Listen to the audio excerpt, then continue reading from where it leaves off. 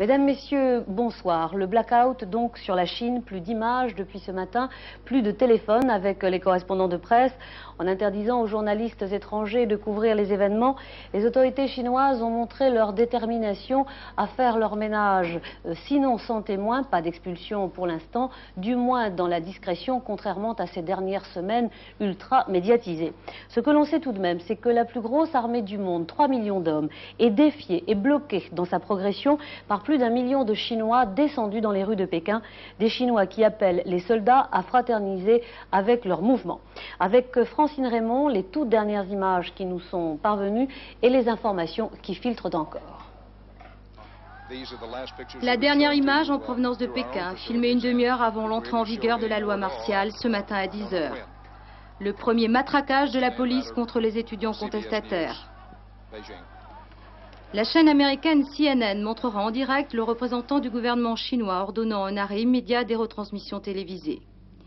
Les téléx des agences de presse sont interrompues, les journalistes chinois étrangers ne sont plus autorisés à donner des informations, à photographier ou filmer dans les zones couvertes par la loi martiale.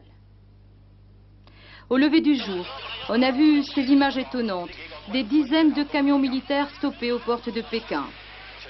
Cet étudiant implore les soldats de ne pas intervenir en souvenir de la longue marche et de l'unité de l'armée et du peuple. Un bruit circule, le général commandant de la 38e armée aurait été limogé pour avoir refusé de marcher sur Pékin. Sa fille serait parmi les grévistes de la faim.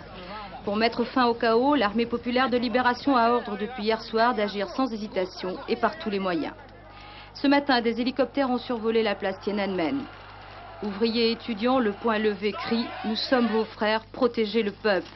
Par milliers, les étudiants ont quitté leur campus pour rejoindre leurs camarades déterminés à s'opposer à l'intervention de l'armée. Les leaders étudiants exhortent les soldats à ne pas bouger et la population à s'opposer à cette intervention par tous les moyens légaux et pacifiques. Les dernières informations signalaient 2 graves incidents au sud et à l'est de la capitale qui auraient fait des dizaines de blessés. À la mi-journée, une cinquantaine de camions remplis de soldats armés descendraient la route de l'aéroport vers le centre de Pékin. Enfin, selon un journaliste du quotidien du peuple, un étudiant gréviste de la faim serait mort.